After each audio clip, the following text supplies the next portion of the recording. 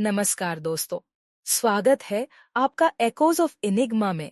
आज हम निकल पड़े हैं निकुंजिका के सफर पर अगली कड़ी की ओर। पिछले एपिसोड में हमने देखा था कि कैसे मनोज और अपार शक्ति को महल से भागना पड़ा था, चुड़ैल के डर से। क्या वे चुड़ैल का सच जान पाएंगे और क्या है इस महल की सच्चाई? आइए जानते हैं।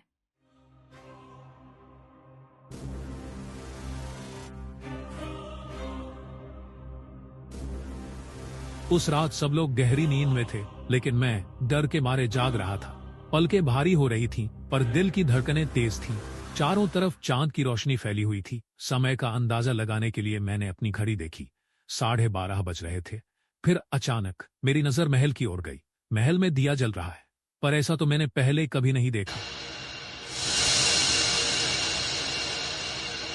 यह क्या है? कौन हो तुम?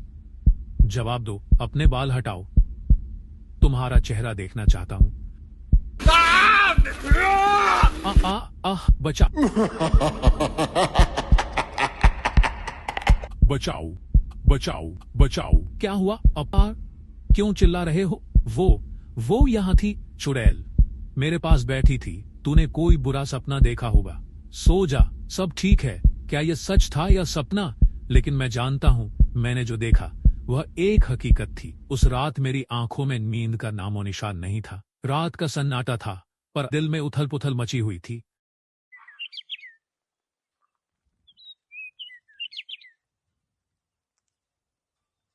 पिछली रात जो हुआ था, उसने उसकी नींद छीन ली थी। दिन भर उसका मन काम में नहीं लगा। उसने अपने दोस्त मनोज को सब कुछ बताया।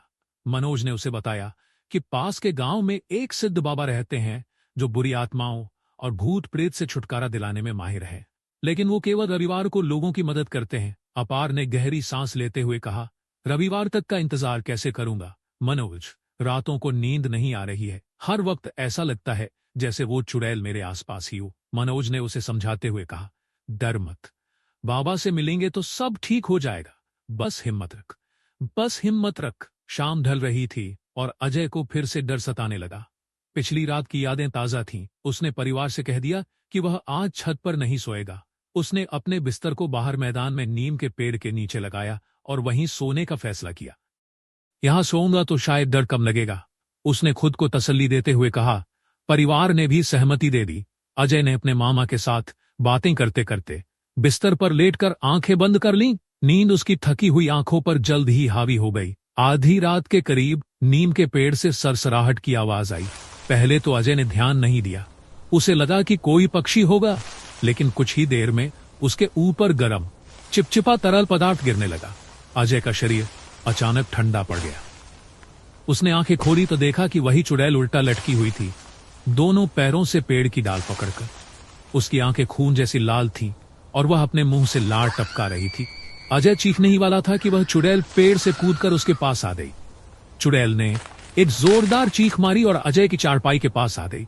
उसका लंबा काला बाल और जली हुई त्वचा किसी भी इंसान को डराने के लिए काफी थी। अजय ने जोर जोर से चिल्लाना शुरू कर दिया, बचाओ, कोई मुझे बचाओ। उसकी चीखों ने परिवार के सभी सदस्यों को जगा दिया। सभी लोग दौड़कर मैदान में आ गए। मामा ने अजय को झकझोरा और पूछा, क्या हुआ? अपार कांपते हुए बोला, वो चुड़ैल यहीं थी, वो मुझे मारने आई थी। सो जा, कुछ नहीं है। लेकिन मनोज चुपचाप सब कुछ देख रहा था। अगली सुबह अजय और मनोज ने इस समस्या पर गंभीरता से बात की। मनोज ने कहा, आज मंगलवार है, मैं हर मंगलवार हनुमान मंदिर जाता हूँ। तू मेरे साथ चल, वहां तुझे शांति मिलेगी। शायद वहां कोई उपाय मिल जाए। अजय ने तुरंत हामी भरी। वे दोनों मंदिर के लिए रवाना हो गए। मंदिर में पूजा करने के बाद वे दूसरे रास्ते से घर लौट रहे थे। रास्ते में उनकी नजर एक मजार पर पड़ी। मनोज ने कहा, यहाँ के बारे में सुना है, कहते हैं यहाँ मन्नत मांगने वालों की हर मुराद पूरी होती है। चल, माथा टेकते हैं। दोनों ने मजार पर माथा टेका। वहां एक फकीर बाबा बैठे थे। जैसे ही उन्होंने अजय को देखा, उनकी आंखों में गहरी समझदारी झलकने लगी। फकीर बाबा ने कहा, बेटा डर मत, तुम्हारी समस्या का हल है, लेकिन तुम्हें सावधानी रखनी होगी। मैं तुम्हारे गले में एक ताबीज बांधता हूँ। इसे तब तक पहने रखना जब तक तुम उस पुराने महल के पास न जाओ। महल में जो भी होता है उसका अंत वहां जाकर ही होगा।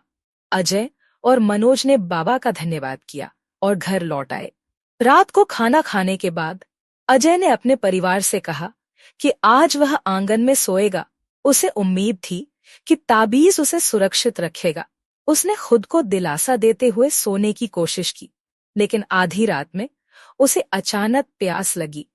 अजय ने घड़े से पानी लिया और पीते हुए सोचा कि घड़ी देखकर समय पता कर ले। उसे याद आया कि घड़ी तो कुटिया में छूट गई है। उसने एक लालटेन उठाई और कुटिया की तरफ बढ़ा। कुटिया में अजय ने देखा कि उसकी मौसी वहां खड़ी है। उसकी पीठ अजय की तरफ थी। उसने पूछा, मौसी, आप यहां क्या कर रही हो? मौसी ने धीरे से कहा, तेरी घड़ी ढूंढ रही थी। अजय चौंक गया। आपको कैसे पता कि मैं घड़ी ढूंढ रहा हूं? मौसी ने धीरे से सिर घुमाया और कहा, मुझे तेरे बारे में सब पता है।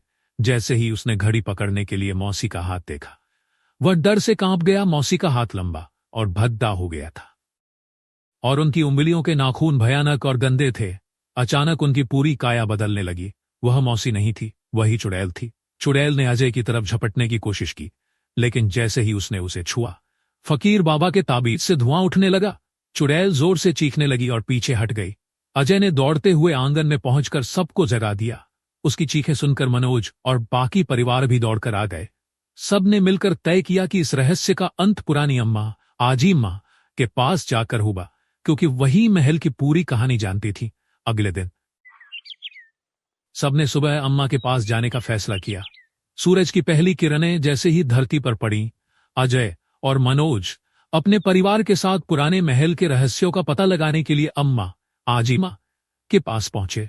अम्मा एक बूढ़ी औरत थीं, जिनकी झुर्रियों में सालों का अनुभव छिपा हुआ था। वे गांव के पुराने किस्से और रहस्यमयी घटनाओं की एकमात्र गवाह थी। अम्मा ने सबको ध्यान से देखा और कहा, तुम लोग यहां उस महल के बारे में जानने आए हो, है ना? अजय ने कांपती आवाज में कहा, हाँ अम्मा, महल में क्या हुआ था और वो चुड़ैल कौन है? अम्मा ने एक लंबी सांस ली और अपनी लकड़ी की छड़ी के सहारे खड़े होते हुए कहा, बेटा, वो महल सैकड़ों साल पुराना है। वहां जो घटा उसकी परछाई अब भी वहां मौजूद है। सुनो, मैं तुम्हें पूरी कहानी बताती हूं।